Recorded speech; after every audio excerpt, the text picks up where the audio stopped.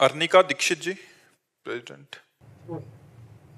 राधे राधे महाराज जी। आप कह रहे हैं कि आप एक बैंक हैं, उसके प्रेसिडेंट हैं। महाराज जी कह रहे हैं कि एक ऐसे बड़े रोल पे जब आपको जिम्मेदारी मिलती है तो आप किस ढंग से अपना रोल और अच्छे से निभा सकते हैं कि वो दूसरों के काम आ। हाँ, यदि हम दूसरों को भगवान की भावना में देखें कि सब में हम आध्यात्मिक उत्तर है, क्योंकि ना हम प्रेसिडेंट रहे ना हमको उसका ज्ञान है। हम तो आध्यात्मिक हैं, तो आध्यात्मिक उत्तर देते हैं कि आप यदि बैंक में हो तो आपके पास लोग आते हैं, आपका जो कर्तव्य है ईमानदारी से उसे आप जानते हैं। अपने विषय को, आप जिस भी पद में हैं, अपने पद का आपको ज्ञान है कि इस पद के द्वारा समाज की लोक सेवा इस तरह से इतनी हो सकती है। आप ईमानदारी से अगर उस लोक सेवा को भगवान की पूजा मान करके आए हुए व्यक्ति में भगवत भाव करते हुए करें तो ये सबसे बड़ी सेवा हो जाएगी। इससे बड़ा कोई लोक कल्याण नहीं होगा, क्योंकि आपके अंदर जब सबके प्रति भगवत भाव होगा और आप ईमानदारी से अपने पद का पालन करेंगे जो कर्तव्य है और भगवान का स्मरण करेंगे तो ये सबसे बड़ा कार्य हो जाएगा, सबसे बड़ी पूजा हो जाएगी, सबसे बड़ा धर्म हो जाएगा, सबसे बड़ा लोक हित हो जाएगा। लोक अहित तब होता है जब हम किसी को मनुष्य मान करके उसके गुण दोष का दर्शन करके उसके अनुसार बर्ताव करते हैं, और लोक मंगल तब होता है जब सिय राम में सब जग जानी, सबको भगवान का स्वरूप मानकर अपने कर्तव्य का पालन करते हैं तो हमारा मंगल हो जाता है। और नाम जप करें, नाम जप जरूर है, नाम जप के बिना सब अधूरा है। किसका है? हाँ, नाम जप कीजिए और अपने पद की गरिमा रखिए कि सत्य और ईमानदारी से जो सरकार ने आपको पद दिया है, जो आपको अधिकार दिया है, उसके अनुसार समाज का कल्याण करें, समाज का हित करें और समाज को भगवान का स्वरूप समझें, क्योंकि भगवान है ही, सब में पावर वही है, ईश्वर ही सबका पावर। ये जो स्वर निकल रहा है वो ईश्वर से ही निकल रहा है। वो अंतर ध्यान हो जाए, अभी एक मात्रा भी नहीं बोल सकते, वो ईश्वर पावर ही बोल, तो सब में ईश्वर ही विराजमान है, ऐसी भावना करें। महाराज जी वहाँ समाज का, वहाँ धन प्रधान बुद्धि होती है महाराज जी, कि कैसे और अधिक अपनी कंपनी को और मुनाफा दिलाएं, ये प्रधान बुद्धि होती है।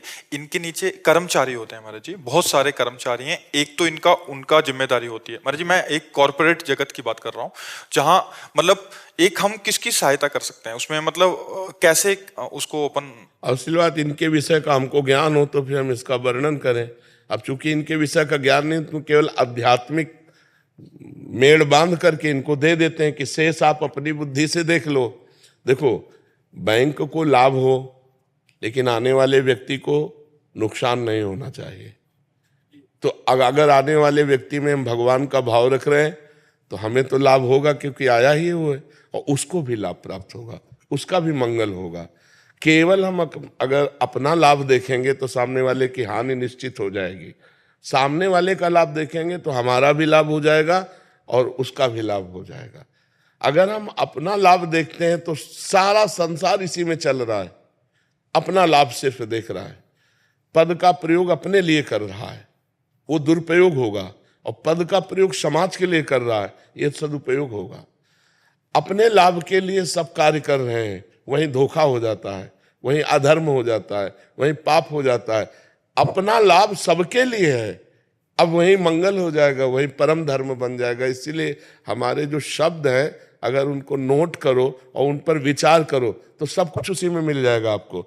अब चूंकि जैसे एक डॉक्टर प्रश्न करता, एक वकील प्रश्न करता, एक मान लो बैंक का प्रश्न करता, तो हर डिपार्टमेंट का हमें तो ज्ञान नहीं है, लेकिन हर डिपार्टमेंट जिससे अपने आप को उत्तीर्ण करके और मंगल में सुख को प्राप्त हो वो उत्तर मिल जाएगा।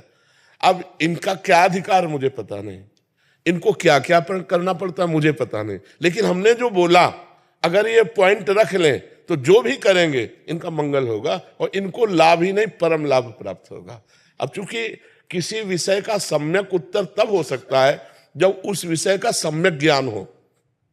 अब जैसे इनके विषय का मुझे पूरा ज्ञान हो तो वो उत्तर हम इनकी भाषा में दे सकते हैं, लेकिन मुझे आध्यात्मिक ज्ञान है और आध्यात्मिक ज्ञान से इनका निश्चित मंगल होगा। जैसे बोला कि आपको आए हुए हर व्यक्ति पर भगवत भाव रखना है, अपना लाभ हमें विचारना है, लेकिन आए हुए का अगर हम लाभ विचारेंगे तो अपना लाभ हो ही जाएगा और उसको भी लाभ होगा, और केवल अपना लाभ सोचेंगे तो सामने वाले को असंतुष्टता प्राप्त होगी, क्योंकि केवल हम अपना लाभ है। अब आपकी जिम्मेवारी क्या मुझे पता नहीं, लेकिन जो हम शब्द बोल रहे हैं उनका प्रयोग आप अपनी जिम्मेवारी में कर लीजिए। आप जो भी हैं, आपका मंगल हो जाएगा, आपका कल्याण हो जाएगा। महाराज जी, इसके अलावा हम क्या कर सकते हैं? ये तो हो गया जो उनको पेशा मिला हुआ है, इसके अलावा मतलब जो हम क्या ऐसा करें कि जिसमें अध्यात्म की भी हमारी नाम, पूरा उत्तर है उसी में।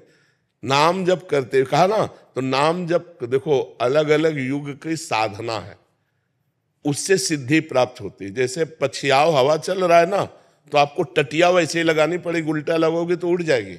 जैसे नाव है ना, तो हवा की अनुकूलता देखकर लगाओगे तो बिना प्रयास के वो आपकी दिशा पे पार हो जाएगी। तो ऐसे युग धर्म का प्रभाव है। कृतयुगे ध्यायते विष्णु त्रेतायाम यजते मखई द्वापरे परिचर्यायाम कलो तद्धर कीर्तनाथ। जो सतयुग में था वो ध्यान के द्वारा भगवान की प्राप्ति निश्चित थी। जो त्रेता है उसमें यज्ञ के द्वारा भगवान की प्राप्ति निश्चित हुई। द्वापर में पूजा के द्वारा भगवान की प्राप्ति निश्चित। कलयुग में केवल हरिनाम कीर्तन, हरेर नाम हरेर नाम हरेर नाम केवलम कलौ नास्तेव नास्तेव नास्तेव गति अन्यथा। 3 बार भगवान व्यासदेव जी ने कहा कलयुग में केवल हरि नाम से, केवल हरि नाम से, केवल हरि नाम से कल्याण होगा। नास्तेव नास्तेव नास्तेव गति अन्यथा, नहीं है नहीं है नहीं है और किसी से गति। अब आप ध्यान देख लीजिए, आंख मूंदो अंधकार दिखाई देता है, चैन से बैठने नहीं दे रहा मन। आप देखो मन चैन से बैठने दे रहा है।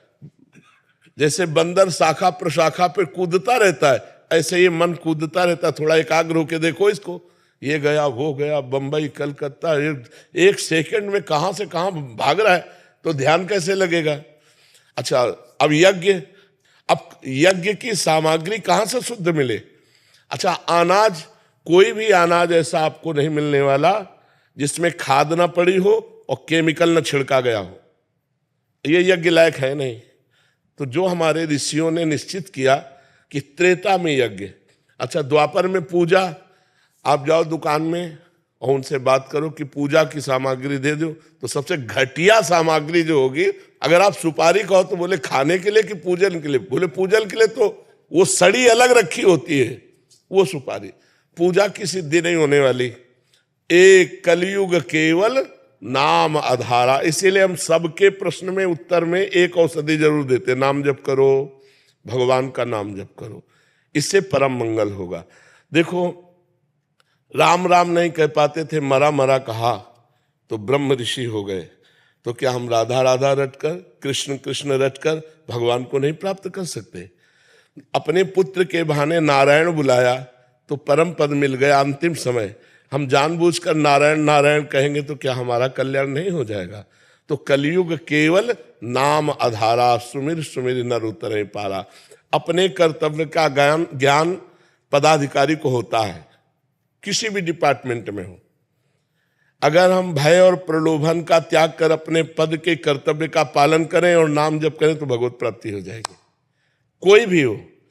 भगवान ने अर्जुन जी को कहा मामनुस्मर युद्ध च, युद्ध रूपी कर्तव्य करो, मेरा स्मरण कर। तो अपने कर्तव्य का एक विद्यार्थी को भी ज्ञान होता है, अपने कर्तव्य का एक टीचर को भी ज्ञान होता है।